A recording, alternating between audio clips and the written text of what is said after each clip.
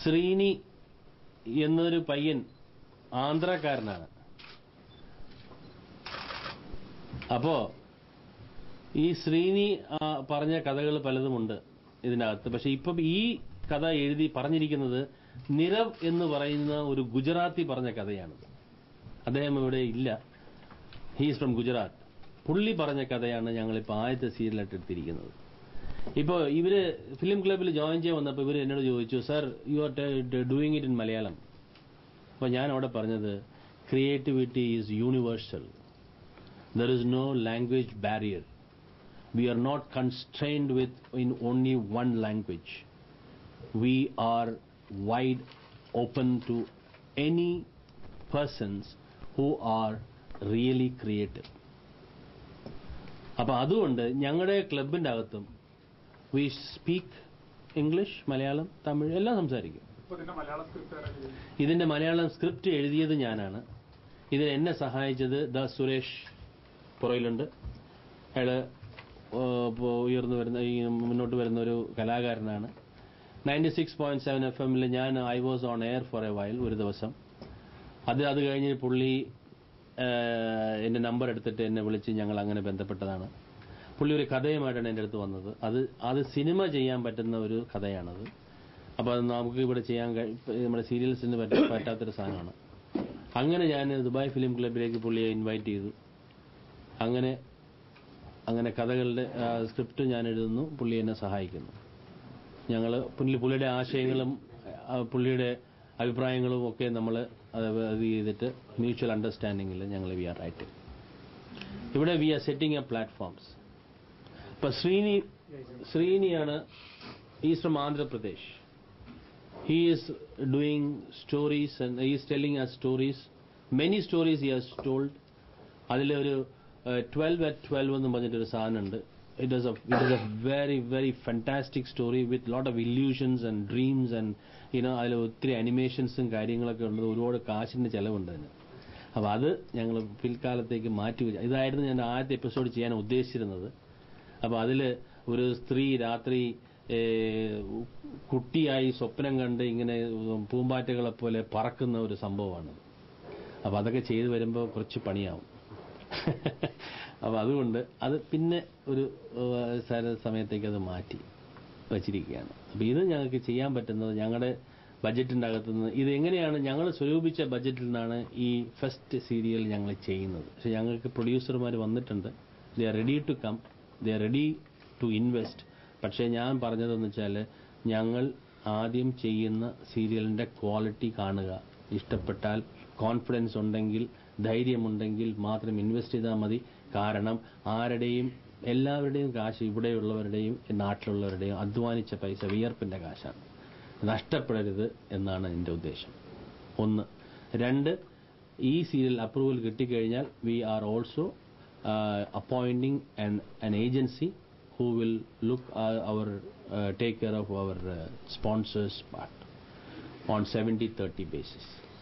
ഇതാണ് ഇപ്പോൾ ഞങ്ങൾ ചെയ്യുന്നില്ല. വേറെ ഒരു ഇതുമില്ല, ഒരു ഇൻവോൾവ്മെന്റ് ആരുടെ ഇല്ല. It's only purely Dubai film club. Can I just add on to what he said, to your question? See, I belong to northern part of India. I don't speak Malayali, I don't understand Malayali.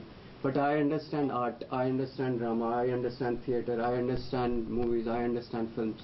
And that is what, as he said rightly, that is the common platform which we are talking about. That, it's dancing, acting or singing, everybody understand. And as long as it conveys what you are supposed to convey, I don't think language is any barrier. For any art, 3 things are most important. One is passion, one is motivation, and third is inspiration.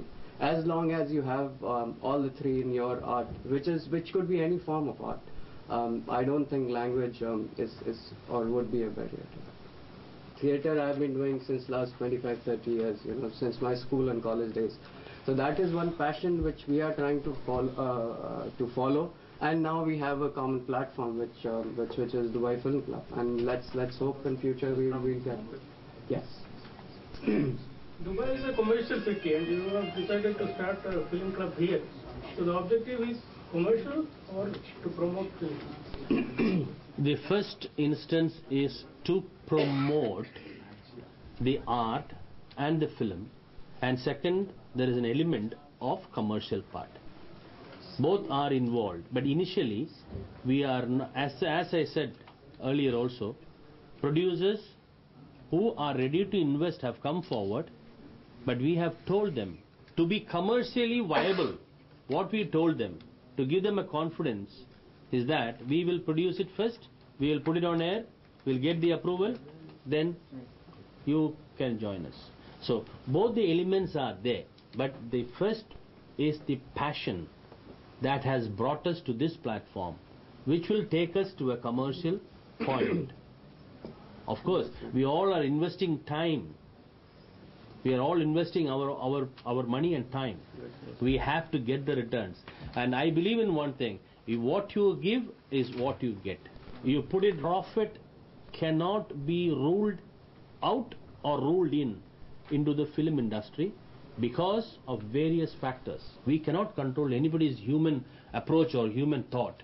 If a director cannot make an investor to invest unless the investor thinks that he has to invest. Correct? Once he has invested, he should take up the profit and the loss. ഇതിന് ഒരു episode ചെയ്യാനായിട്ട് approximately 10,000 dirhams വരും. ഒരു എപ്പിസോഡല്ല, കാര്യങ്ങളും 10 to 12,000 dirhams ഒരു ഞങ്ങൾ ഈ ചെയ്യുന്ന, അതും വളരെ മിനിമം ആയിട്ട് ചെയ്യുന്ന ഒരു സംഭവത്തിലാണ് ചെയ്യുന്നത്. വീക്ക് ഡേയ്സിൽ എല്ലാവർക്കും ജോലിയുണ്ട്. ഇന്ന് ഞങ്ങൾ പ്ലാൻ ചെയ്യുന്നത് 4 സീൻസ് ചെയ്യാനാണ്. അത് തീരും. ക്യാമറ വർക്ക് ചെയ്യുന്നത് നമ്മുടെ എലിമെന്റ് പൗലോസ്, ക്യാമറാമാൻ വിപിനാണ്. Most welcome. നിങ്ങളുടെ കഥകളുണ്ടെങ്കിൽ ഞങ്ങളോട്ട് പങ്കുവയ്ക്കാം. ഇനി എന്തെങ്കിലും നമുക്കിനി സ്വിച്ച് ഓൺ ഇതിലേക്ക് പോവാം.